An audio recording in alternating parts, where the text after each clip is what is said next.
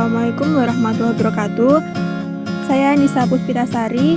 Pada video kali ini, kita akan membahas tentang pengertian kurikulum dan konsep kurikulum. Pengertian kurikulum dari beberapa tokoh, yaitu Robert Zais, Seller dan Miller, dan juga Tyler. Apa sih pengertian kurikulum menurut para ahli? Yuk kita simak. Menurut Robert Zais, kurikulum adalah sebagai berikut. Robert Zais memberikan pengertian bahwa kurikulum is a resources of subject matters to be mastered. Kurikulum adalah serangkaian mata pelajaran yang harus dikuasai oleh pelajar ataupun mahasiswa. Selanjutnya ada kurikulum menurut Seller dan Miller, yaitu menurut Seller dan Miller, kurikulum is an explicitly and implicitly international set of interaction designed to facilitate learning and development and to impose meaning on experience.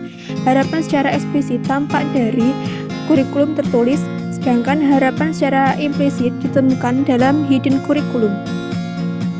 Selanjutnya ada kurikulum menurut Tyler. Menurut Tyler, dalam Ansar 1989.217, pengalaman belajar adalah pengalaman yang diperoleh dan dialami oleh peserta didik sebagai hasil belajar dan interaksi dengan konten dan kegiatan belajar.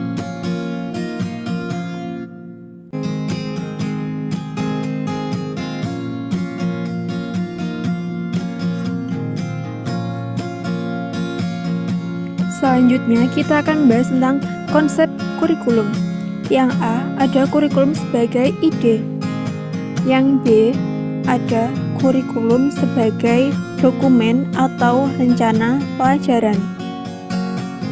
Dan yang terakhir ada C, yaitu kurikulum sebagai hasil. Adapun pengertian kurikulum itu yaitu A, kurikulum sebagai ide. Menurut S. Hamid Hasan tentang konsep yang menjadi acuan dalam pengertian kurikulum, yaitu kurikulum sebagai ide adalah cita-cita, keinginan, harapan, atau tujuan yang dipikirkan mengenai apa yang terbaik untuk dicapai dalam suatu kegiatan pendidikan. Pada dasarnya, kurikulum sebagai ide ada pada setiap orang. Seorang siswa memiliki satu ide kurikulum apabila ia berbicara tentang apa yang sebenarnya menjadi tujuan sesuatu. Dan selanjutnya ada kurikulum sebagai dokumen atau rencana pelajaran,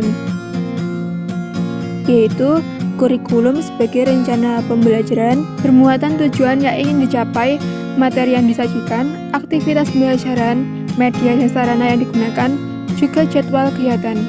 Dengan demikian, kurikulum tidak hanya berisi sejumlah materi, tetapi juga memuat berbagai program yang dapat mempengaruhi perkembangan siswa dalam belajar agar dapat mengantarkan siswa pada tujuan yang harus dicapai siswa tersebut.